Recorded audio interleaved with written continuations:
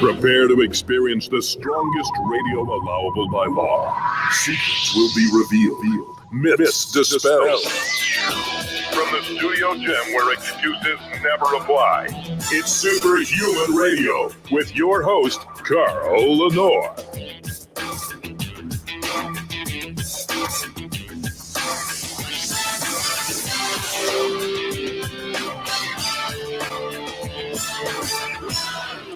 Hey, welcome back to another episode of Superhuman Radio. Today is Wednesday, April 7th, 2021. And we're doing a show about a topic we actually first talked about. I had to go back and look. In 2007, I had the former lieutenant governor of New York, Betsy McCahey, on my show. She had lost her father to MRSA, and she wanted to get the word out there about MRSA and MRSA testing. And I thought it was a very important show because, you know, we spend a lot of time in gyms, a gymnasium, a health spa. These are places where these types of antibiotic-resistant bacteria dwell. Sometimes you have an open wound. You know, how many of us have scraped our shins deadlifting and, you know, you have an open wound and you have the opportunity.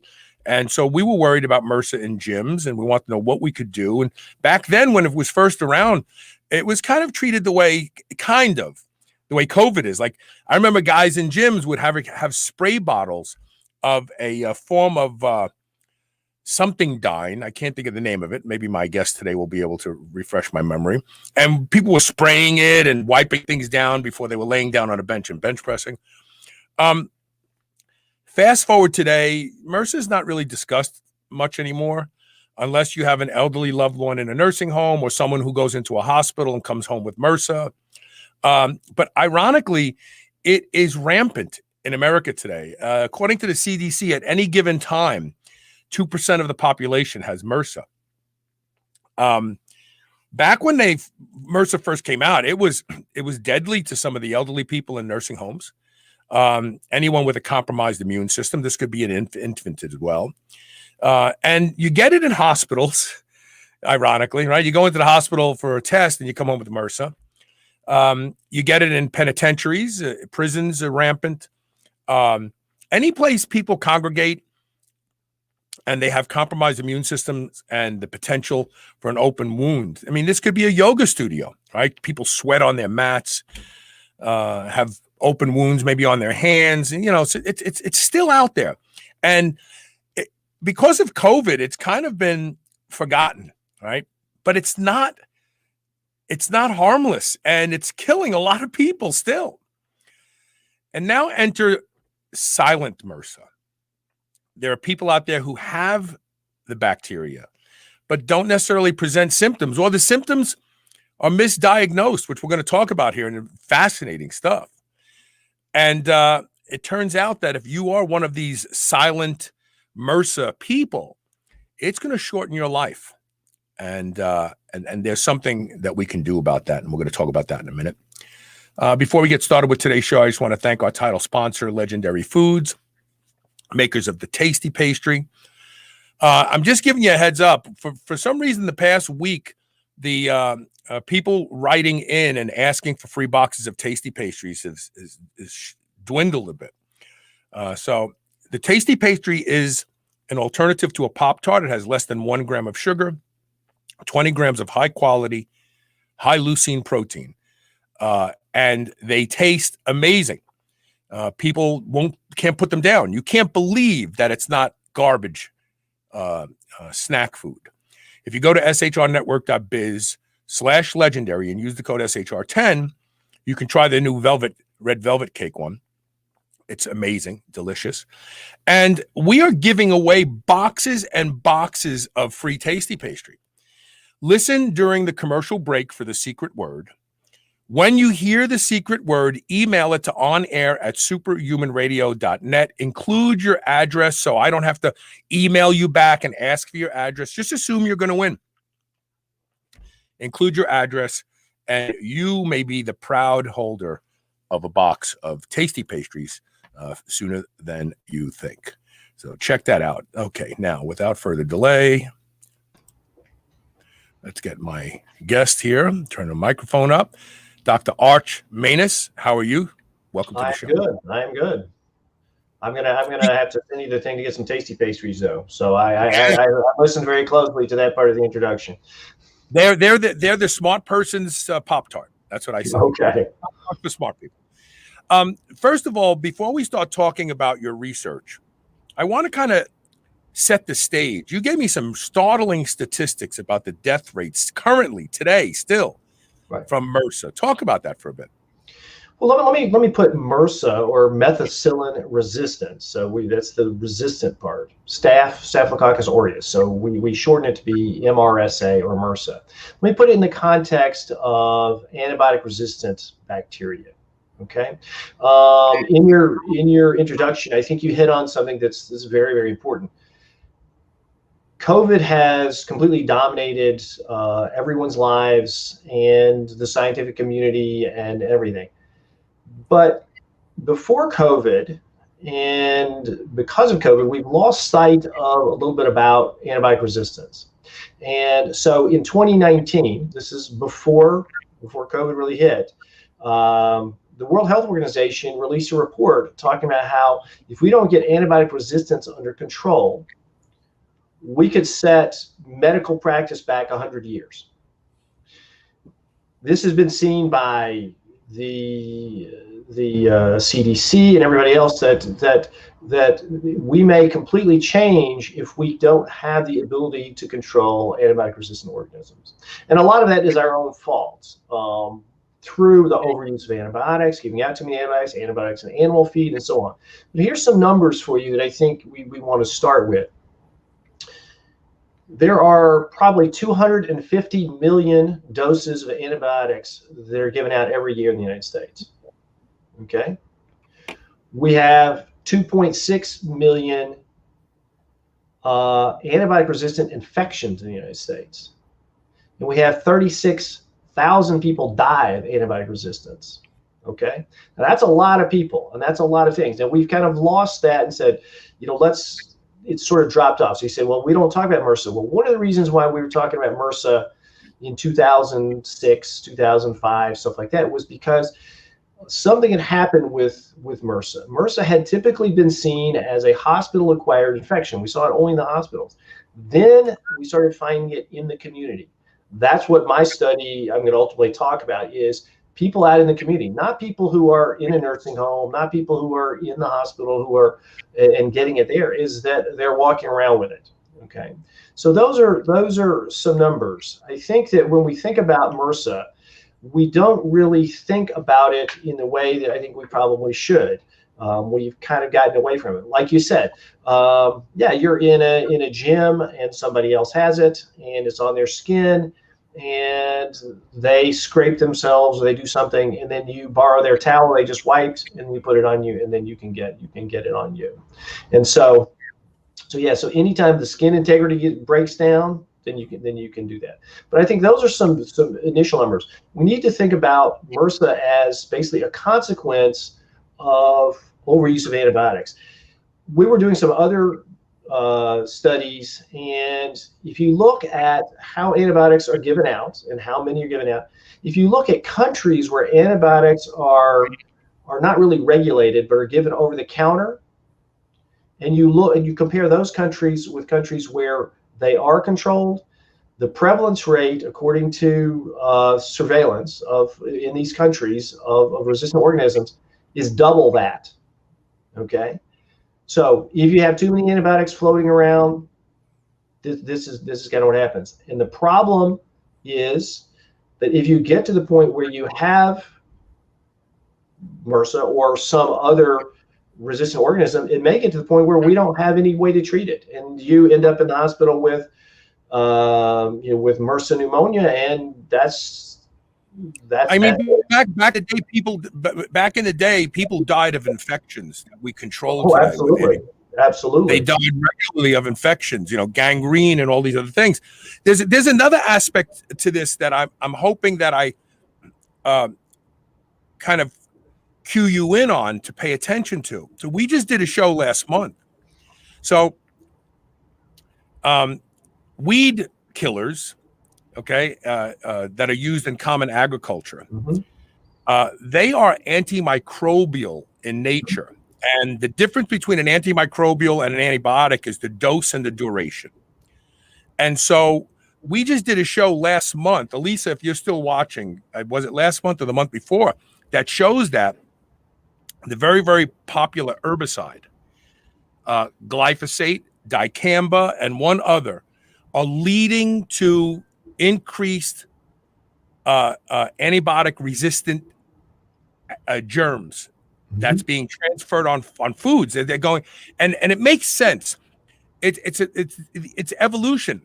The weeds got stronger, so they had you go from glyphosate to dicamba. Then they had to mix them together because the weeds got stronger from the evolutionary process.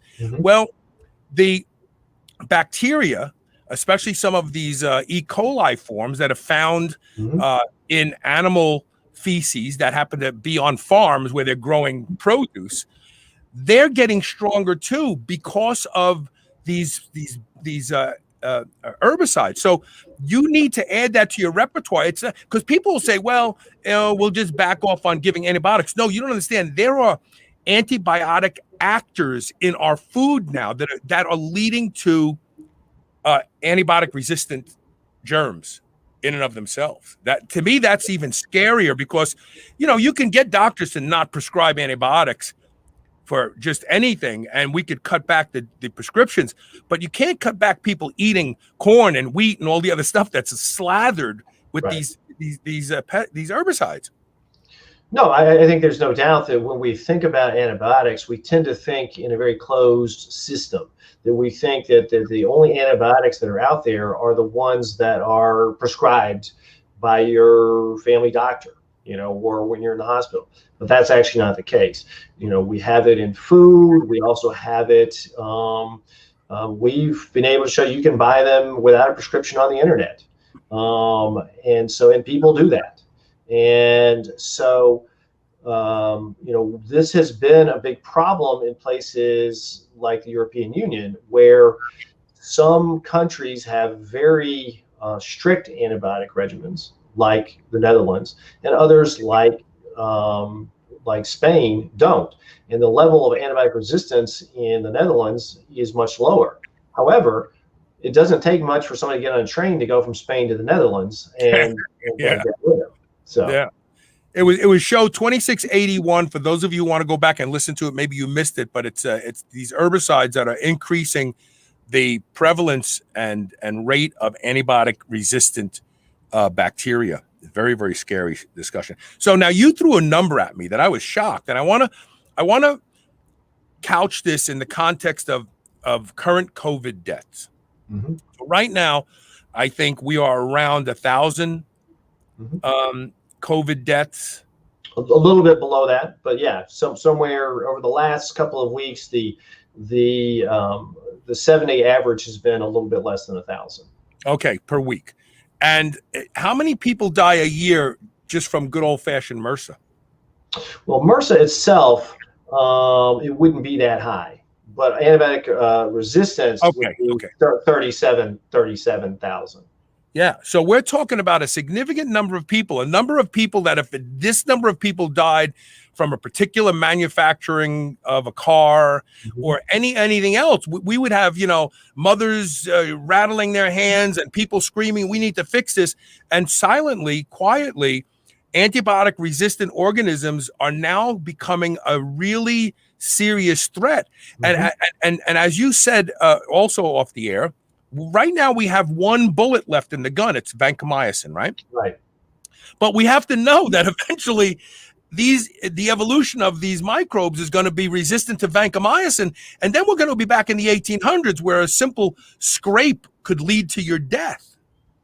No, I don't think there's any doubt about it. I mean, I think the question that comes up why people should be concerned is if you say, well, there's MRSA, but I'll just get a different antibiotic. But it's already resistant to penicillins. It's already resistant to cephalosporins.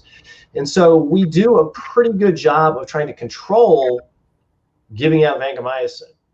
But all the way back since 1996, we've started seeing reports of MRSA resistant to vancomycin. Like I said, if we get to the point where we really don't have any sort of end point, no other treatment, then yes, you are. You're talking about, the person gets cut. And I mean, you don't see this in the movies too much, but they get a big cut and they're wandering around, that could be fatal. Yeah. So now let's talk a little bit about MRSA specifically. What made you do this particular study? So we know that, first of all, MRSA presents symptoms, correct? And in most cases, if someone is infected, they present symptoms, right? Yeah. What are the symptoms? Well, it depends on where it is. But typically, a lot of MRSA infections are on people's skin. Okay. And so what would happen is you would have a skin infection, and that would be sort of a round sort of area that looks infected. It's going to have a pustule on it, so it'll have a little knob with pus in it. Now, if you could have multiple knobs that go together, that would make a carbuncle, and you can make it even bigger, and it becomes an abscess. It's sort of a crater that's sort of eating it out. So almost like people would call this a boil. Some people get a boil, maybe it's an ingrown hair, and it becomes a little mountain, and at the top there's this yellow creamy stuff inside that's pus. Right. It pops, and then there's a crater left behind, and it heals, and it usually leaves a scar because they're fairly large. So it would look like a boil. It would look like that. And and you can say that's what it is. And so in this case, it could get bigger than that. It could go worse. Now, you could get the infection in your lungs, and you could have pneumonia based off that. You could get it in your bloodstream, and so we have what's called bacteremia, and so that happens too. That's more common, sort of these hospital folks who get very sick. They end up with MRSA-based bacteremia. But yeah, so I think that those all come up. One of the things that we were talking about earlier is that when people get these, a very, very common misdiagnosis is brown recluse spider bites. I want to repeat that. So a common misdiagnosis of MRSA is someone will say, "Oh, that's a spider bite." Right. It's a spider bite. And so so they say it's a brown recluse spider bite. It's a spider bite. In fact, actually, even the CDC says if somebody says it's a spider bite and they can't find a spider, it's probably MRSA. So I'll tell you a little story about that. So I used to be at the Medical University of South Carolina, and each year they would document in the state all the brown recluse spider bites. And so I had a fellow who became very interested in that. And he did something which was almost unprecedented, which was he actually did a little more research on it, and he contacted some entomologists. And he said, "Hey, we had 440, brown recluse spider bites." And the entomologist said, "Well, no, you didn't."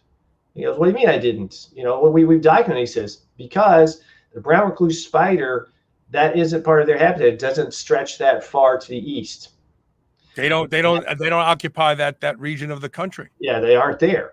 And so when you look at the maps and you see the maps, and so they went back and they started saying, how many of these cases that we've had so long to treat that are, end up making a big scar and doing all this kind of stuff were actually MRSA and not a brown recluse spider bite, because we know for a fact it wasn't brown recluse spider bite because they didn't even exist. Right. So you can have some misdiagnosis as well, which complicates things. So I think that's another thing that goes in. So that's what it would typically look like. And so some people might get it and go with it from there. There's a lot of infections out there that are that. In fact, actually, one of the more recent things that we're very concerned about is that with the opioid epidemic, because remember, it's breaking the skin integrity and so on.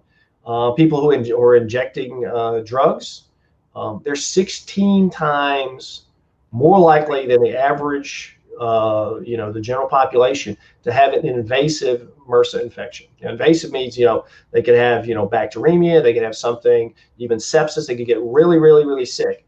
16 times more likely than the average person because they're breaking the skin integrity with, out there. So is the way they're doing it. So yeah, opioid injection, that's another thing that we don't even consider as a basically a complication. So with MRSA being so prevalent in our population, and obviously those people fortunate enough to have a diagnosis because they have symptoms, right? There is treatment for them depending on the severity of the infection, the bacteremia, organs that have been compromised. It could actually take months for people to get better from this infection, correct? Right. Okay. Yeah, they can be very sick, very, very sick. Yes. And some people don't get better. I know a lot of people in nursing homes, they die prematurely because they can't get the MRSA. It's sad to say that my father had MRSA when he was in the nursing home, and he was on an antibiotic IV drip for months. And they, every time they tested him, it still wasn't gone. But those are the lucky people, believe it or not, because at least they know what they have. Right. But now there's this emerging group of people.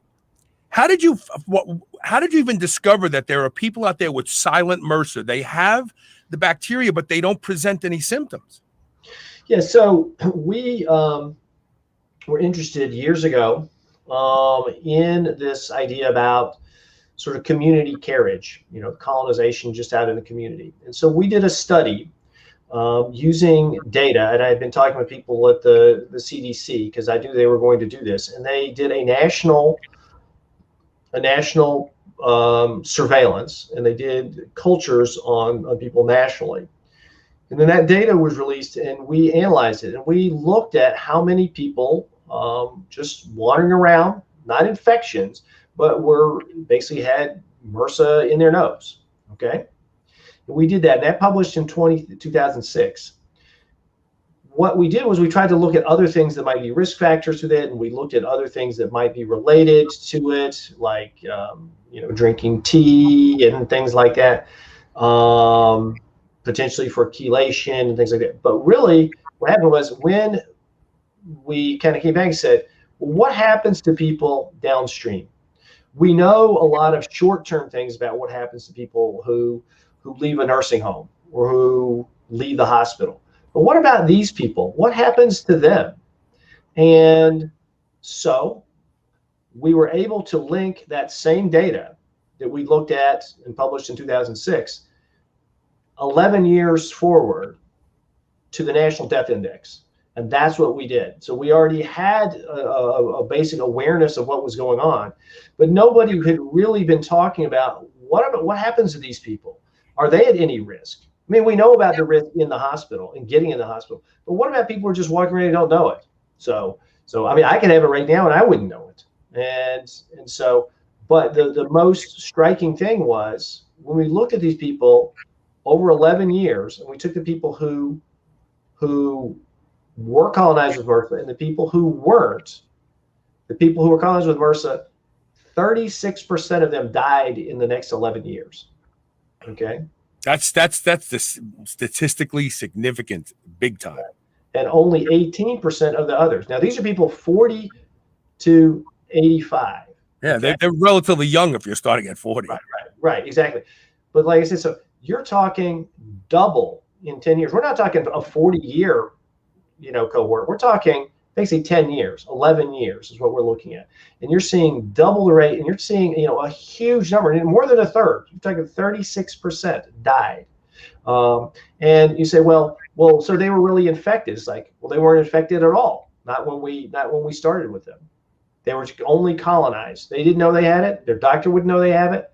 And so that's why it's actually quite disturbing to see just how strong the effect was.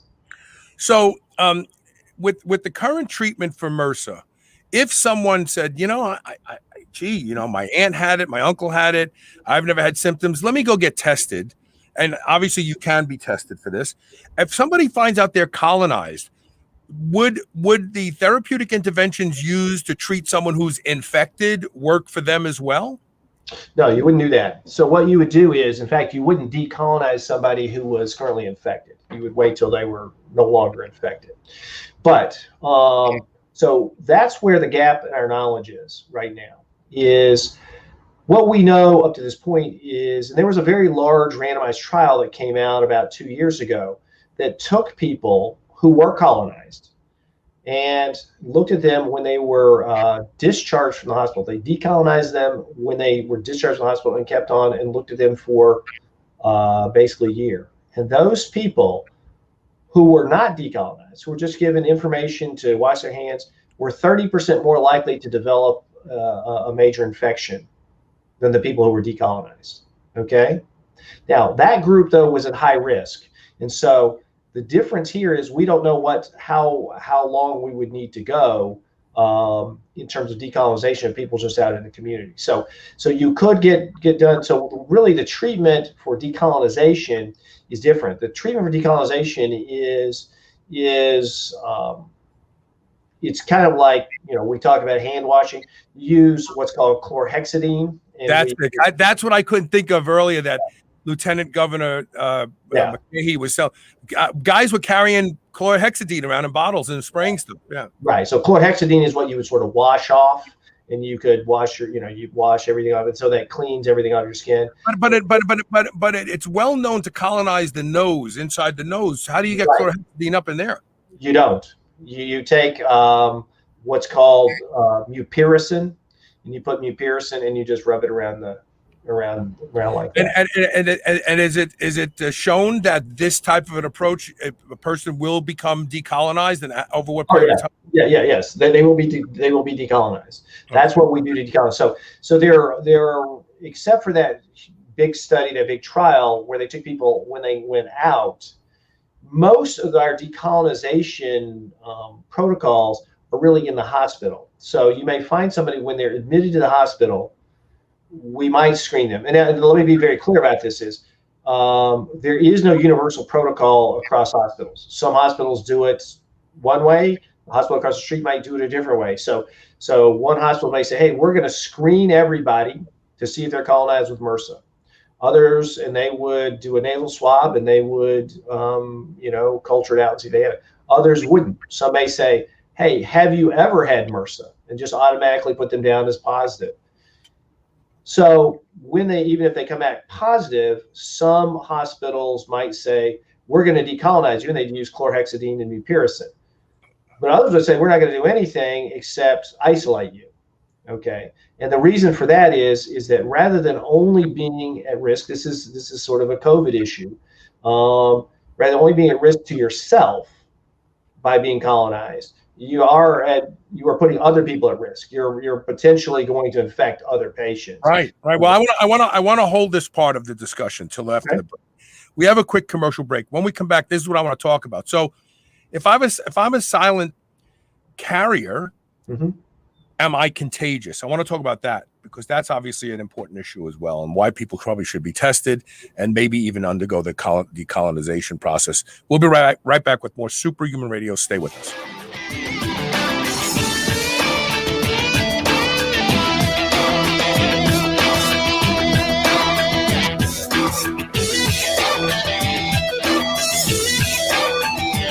Do you remember those delicious toaster pastries you had when you were a kid? You know, the rectangular sugar-filled snacks? Well, guess what? Legendary Foods has just made low-carb toaster pastry. This is the first of its kind, and honestly, these things are amazing. They have 3 to 4 net carb, less than 1 gram of sugar, and 9 grams of protein. You can eat them right out of the wrapper or lightly toast them. The only question is, which flavor, strawberry or brown sugar cinnamon? They're available at eatlegendary.com and Amazon. Bacteria. As a listener of this show, you know how important your gut is to your overall health. Bioptimizers has a potent product to heal and repair your gut unlike anything else. It's called Leaky Gut Guardian. It's powered by patented IGY Max, an egg-based protein that enhances gut health, reverses antibiotic damage, and strengthens your immune system. Available in 2 delicious powders, vegetarian vanilla and chocolate carnivore. Simply mix it with your favorite beverage. Repair your gut and power up your immune system risk-free and save 10% off. Go to shrnetwork.biz/leaky gut. Don't delay. Fix your gut today. Whether your goal is to build muscle or burn fat, you'll find everything you need at Redcon One. Need help getting a good night's sleep? Try Fade Out, or the most popular pre-workout supplement on the market today, Total War. Sign up for their new Transformation Challenge and win $10,000, or shop for apparel that people at the gym will know that you are serious about your training. Need a testosterone booster that works? Check out Boomstick. Whatever you need, you'll find the best quality supplements on the market at Redcon One. Go to redcon1.com. That's REDCON1.com, or go to superhumanradio.net and click the Redcon One banner ad today. Spit that out right now. This is the Superhuman Channel.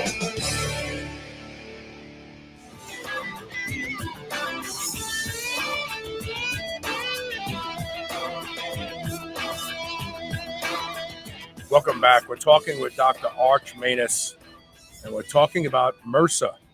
Been around for a long time.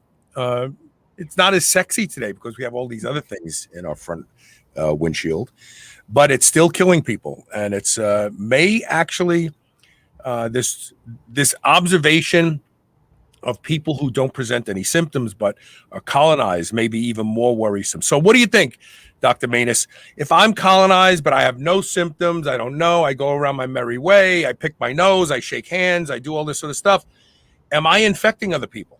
You could be. Yeah, it's possible. We're always concerned about people who are colonized because, yes, they have it. Yeah, you could be shaking hands with somebody who is immunocompromised, and that would be bad. So yeah, you can give it from one person to another person. I mean, and so that's, like I said, that's one reason why we get concerned in the hospital that that some hospital protocols want to decolonize people when they come in, so that they can't give it to somebody else, and they can't let it, live on the floor and then go to somebody else. What about, is it possible to have it be colonized, never develop symptoms, and your body somehow vanquishes it and decolonizes you? Yeah, and that happens too. So people who are colonized don't stay colonized forever. Okay. So yes, it can go away just on its own, and it can come back. People who are colonized are more likely to be recolonized. People who are colonized tend to be more likely to have a MRSA infection and an invasive illness. So the issue is, so let's say we decolonized you today. 2 years from now, you might have it again. Okay.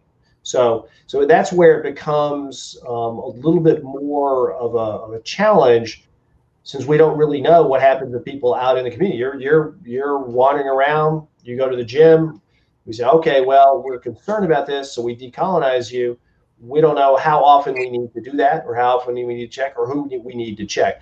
Because one of the things you pointed out, which is very, very important, is, so we say maybe 5% of the people in nursing homes or come out of nursing homes have MRSA, 2%, in the general population, numbers like that.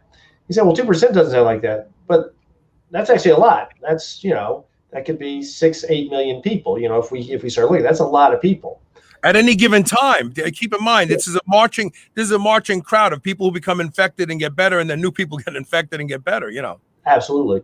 And so when we look at that, we say, okay, well, that's a lot of people, but then we have to figure out, rather than sending everybody immediately to their doctor, not everybody is likely to have it. So we know some things, having had, been on antibiotics and things like that, are more likely to, to make you have it.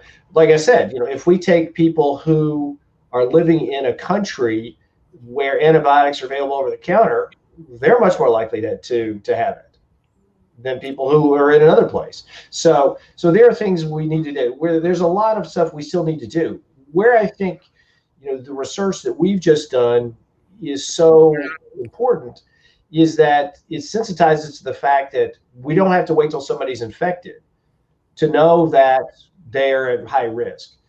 These are people who would typically be low risk. They're not in the nursing home like you described your father. They're not in the hospital.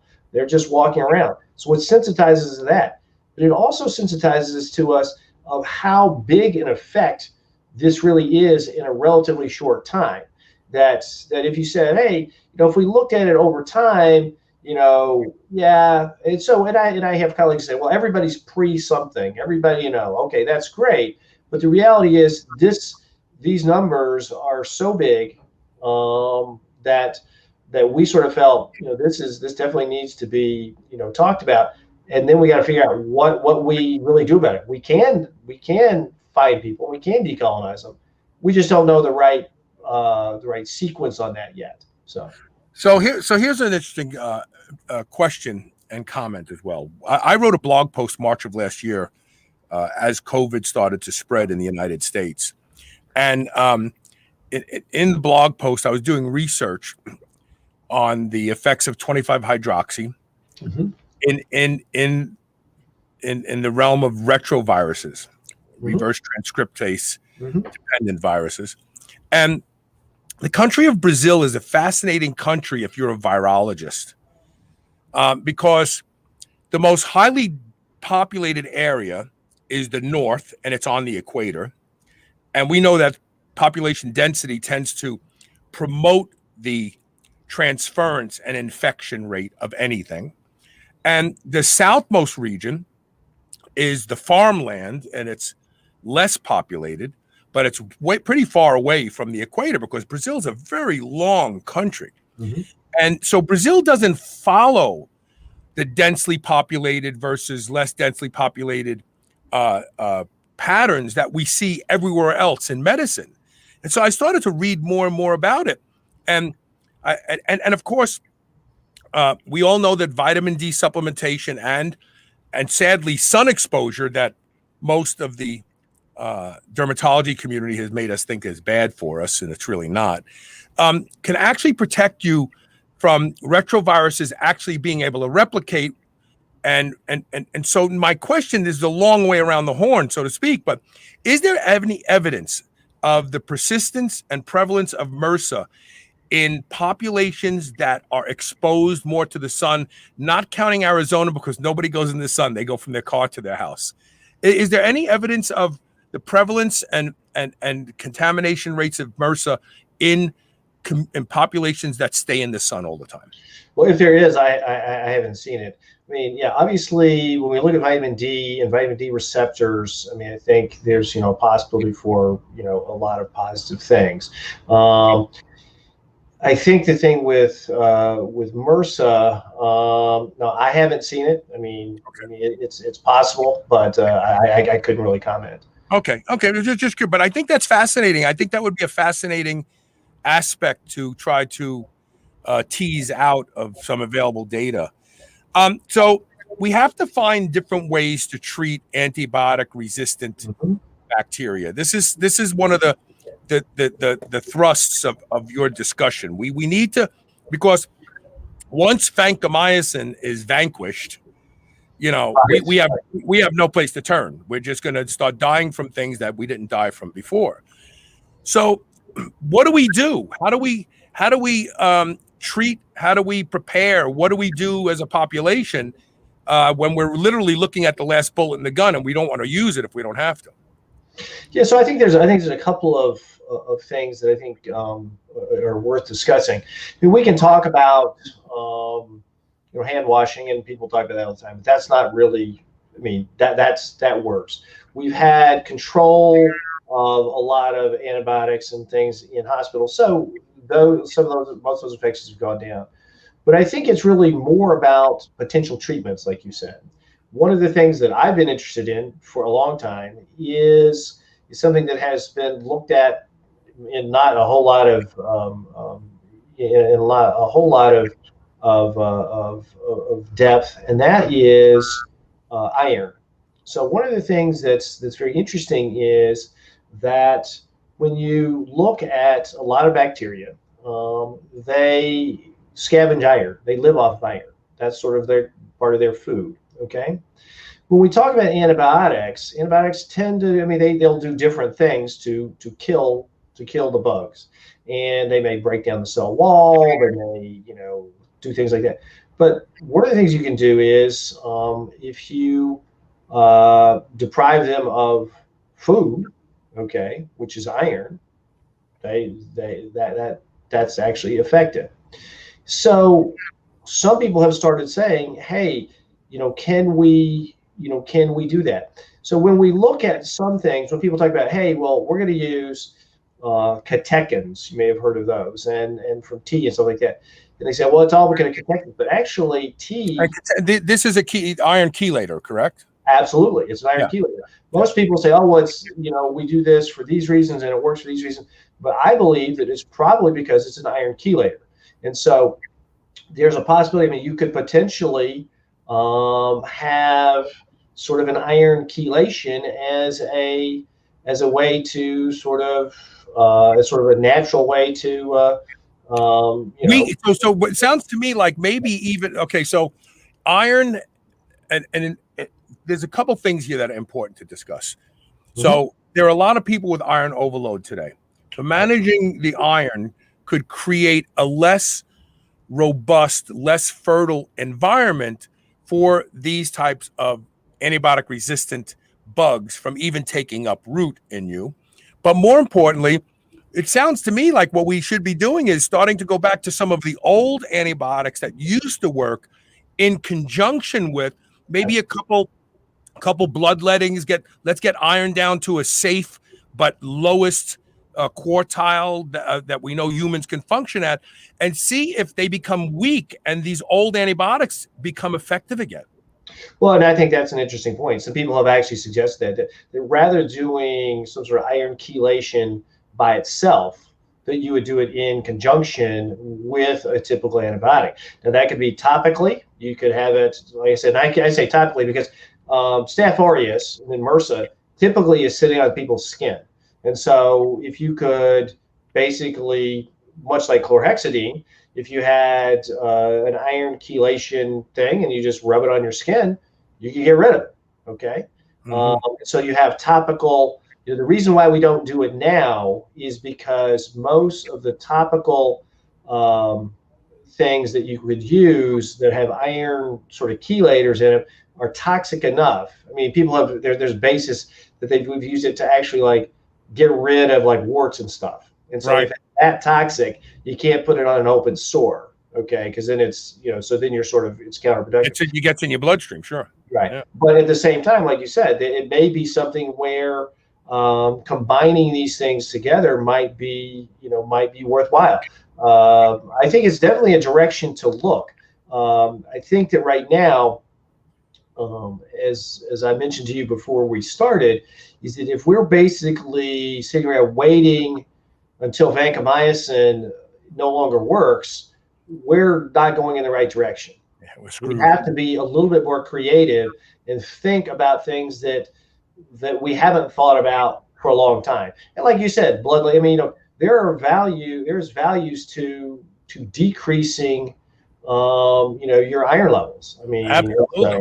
There's a couple good studies that I've never had the time to do that I should, that link improved longevity and health span in regular blood donors. People who, hey, every 2 months I go to the Red Cross because I'm going to help somebody to save somebody's life, and they end up saving their own lives.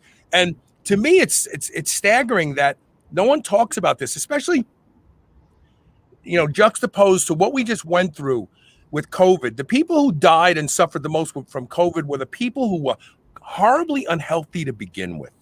And this was an opportunity for our government to step up and say, hey, we're going to get this through this thing. But when we're done, you people need to start paying attention to your health a little bit more. You need to start, going to sleep earlier and eating different, move more. Let's get you in shape, because there will be another pandemic someday, and you will end up being the ones that die.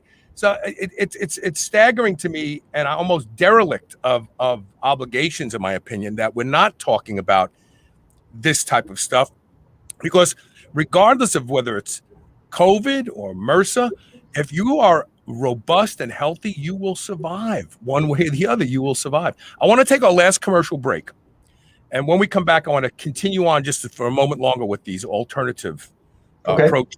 But stay tuned. We'll be right back with more Superhuman Radio.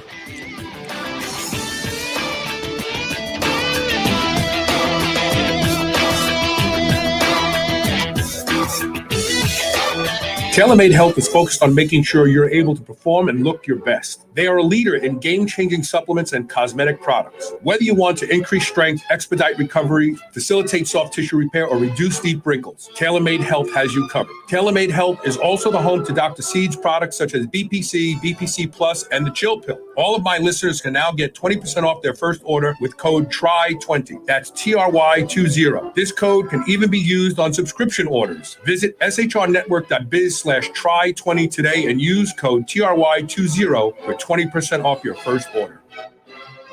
New Mass Pro Synthogen X2 just upped its own legendary game. To distance itself even further from the rest of the pack, Synthogen X2 now has double the key active ingredients. If you've ever wondered what steroid-like recovery feels like, Synthogen X2 delivers. See why others compare it favorably to powerful bodybuilding drugs at synthogen.com. Mass Pro Synthogen. When you train with it, you'll gain with it. Bacteria. The power of light can be truly life-changing and an important element for every superhuman. Because of this, I want you to experience the power of award-winning Celluma light therapy. Celluma utilizes NASA research technology to improve health at the cellular level and is cleared by the FDA to effectively treat a variety of pain, muscle and joint conditions, as well as facial wrinkles and acne. Our entire team here at Superhuman Radio uses it. Its innovative shape-taking design allows for easy placement anywhere on the body. Choose from 13 different models. For an exclusive listener discount, go to shrnetwork.biz/Celluma. That's CELLUMA. And use code SHR10 to save 10% off of one of these award-winning devices. Are you ready to change the way you age? Of course you are. That's why you're here. Juvicel is a new first-of-its-kind dietary supplement that includes 10 key research-backed ingredients shown in studies to support lifespan. Things like resveratrol, fisetin, quercetin, pterostilbene, sulforaphane, turmeric, all in a single dose. You may have some of these ingredients already, but Juvicel is the first to combine them all into a single product to support your lifespan. It's vegan, non-GMO, and sustainable. Live better longer with Juvicel. Go to shrnetwork.biz/livebetter. Use code SHR and save 20% off today. This is the Superhuman Channel, where we use oxygen for the power of good.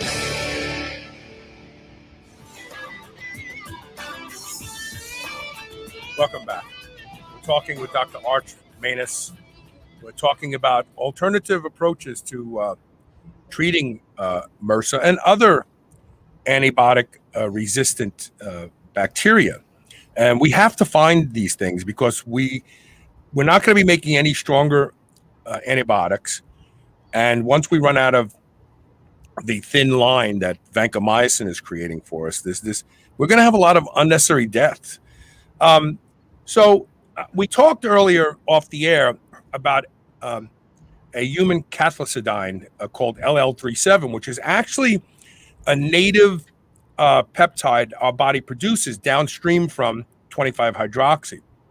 And there are human trials right now out there, and they are using it as to treat some antibiotic-resistant bacteria. And from the research I've read, they're having some success. Are you familiar with LL37, and do you think that this could be a potential arrow in the quiver? No, I'm not familiar with it, but I think that looking at other things, I don't know what the mechanism is, and that's sometimes where we always need to come back. What's the mechanism? Why would it work? Are you trying to break down the cell wall? Are you trying to keep it from replicating? Are you trying to inhibit growth?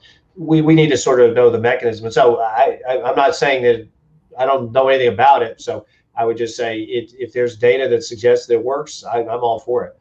Is there any evidence that someone who has been colonized and or infected and then received proper treatment, whether it is decolonization or being treated with antibiotics, is there any evidence that they see any effects on lifespan? Yeah, well, so those folks, they tend to do worse. Okay. I mean, so if you have the infection, particularly, in the hospital or in a nursing home, so be aware that people who, this is a number, and I'm not sure I have the exact proportion, but people talked about this before COVID, that people in the nursing home who acquired an infection in the nursing home, what we call a nosocomial infection, 50% of them died the next year. Okay. Oh. So that's a number that I remember. Now that's, somebody can say, well, that is a significant number of people. Right, exactly. And so you say, well, that's not completely surprising because they were already in a nursing home and they had all these other problems, and then, getting a healthcare acquired infection there. So, but yeah, the proportion that I had seen was that high. So when you take somebody who is already sort of at risk, has some immune system issues, or they wouldn't be in the nursing home, I think that these things, it's very difficult to, just getting, cleared is good, but yeah, those people still have some risk. So I want to leave on this note. What do you hope people take away from your research? Do you think that the average American should go out to any lab test now and have them test them for MRSA, or just ignore it? What do you think? Well, I think there are two things that I want people to take away from this. The first is, and this is something that I do a lot of, is look at things where people have risk and we don't do much about it. And you were talking, in fact, about something we already know about, like being obese, having poor cardiorespiratory fitness, things like that. We know those are out there, but there are other things we know that people don't do. So, for example, as another area that I do work in a very similar general idea, it's not about infectious disease, but 80 to 90% of people in the United States who have prediabetes don't know it. Mm-hmm. Now, what do we do? So how do we do that? Now, in fact, actually, with prediabetes, we already have guidelines that suggest that people should get screened. The difference here is we're not to that point, but I do think it's important that this resensitizes us to the fact that antibiotic resistance is not just something that we talked about 10 or 15 years ago. That this is a real problem. This is a real problem that we have to address head on, whether it's through antibiotic stewardship or whether it's through alternative ways of decreasing it, like you said, through iron or LL7, you said, I think is what? LL37, yeah. LL37. And so, like I said, I think that we need to do that. What I'm hoping is that we can come up with a way to find out about, some sort of decolonization that might work for the people in the general public. Like I said, when you start talking about 36% of the people dying in basically 10 years, that has to be a wake-up call for something. I agree. Since you mentioned, I was going to throw this in there, but since you brought up insulin resistance, type 2 diabetes, pre-diabetes, we see death statistics every year that heart disease is the number one killer, but that's a lie, because heart disease is usually is put in place by becoming insulin resistant and metabolically deranged. So really, we can say that all the deaths, even cancer, we know cancer is higher in diabetics. We know that heart disease, renal failure, the list goes on. So we can easily take the top 5 and say the number one killer in the United States today is insulin resistance and metabolic derangement. Is there any correlation between susceptibility to infection or perhaps severity of infection and insulin resistance and type 2 diabetes? Well, people with diabetes are more susceptible to infection, and they do worse. So this is actually a big issue for them as well. And so, let's say that you're walking around, you have undiagnosed diabetes, and then you get this. Now you have a double whammy. So I think it's always important that we try to do a better job of finding people at risk and then trying to intervene. Like I said, I always get very frustrated when I see the number of people with prediabetes who we do nothing with, and we just sort of let it go. It's like, well, I'm sure that those people really don't want to end up with diabetes and being on medicines for the rest of their life. You know, that's not something that I think they would like. But we don't screen them. We don't really do a whole lot about it. But again, people with diabetes are more likely to be infected and get infected and have worse outcomes. So I think that these things do go together. That's one thing that I would definitely suggest is that we need to think about this as not just a benign issue that, well, if we don't know it, it's no big deal. This has been a great interview, and it's been a wake-up call for me as well. MRSA has been off my radar, so especially after both of my parents passed away, and I was like, well, I don't have to worry about them anymore. But it shouldn't be off of anybody's radar. It kills, as you point out, well, not MRSA, but antibiotic-resistant bugs kill 37,000 people a year. Absolutely. That is a significant number of people, and we are getting closer and closer to that fine edge of not even having something that works in the most extreme cases. Mm-hmm. And it will happen. You'll hear about it in the news, maybe a year, maybe 10 years. I don't know. Vancomycin isn't working anymore. People are dying from something that wouldn't have killed them before. Right. The other thing that I want to point out that we've heard more and more about that. We've heard the term comorbidities, this whole pandemic. Oh, people with let me demystify comorbidities for you. If you are obese, if you are pre-diabetic, if you are diabetic, I don't even care if you're taking drugs for your diabetes. Oh, well, my doctor says I'm controlled. You are the one that's going to die from this stuff. And you need to wake up and take control of your health. I mean, I know it's not fun. I used to be 330 pounds. You don't know my story, Dr. Mainous, but this podcast evolved from me saving my own life. And so, I know it's hard. I know it's hard to get moving. I know it's hard to do that stuff. But look at the alternatives. You're going to die.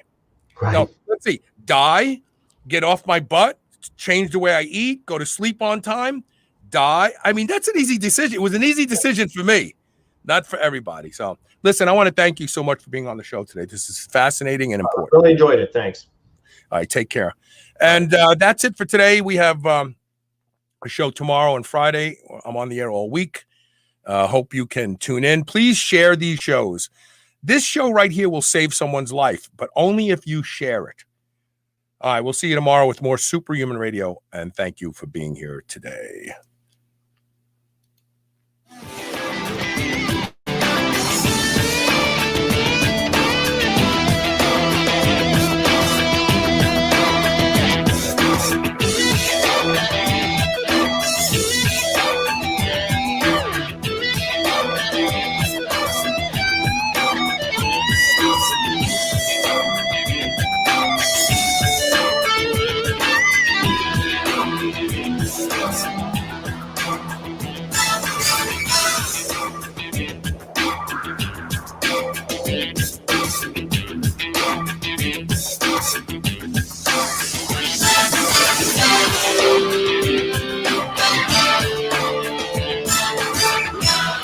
This is the Superhuman Channel.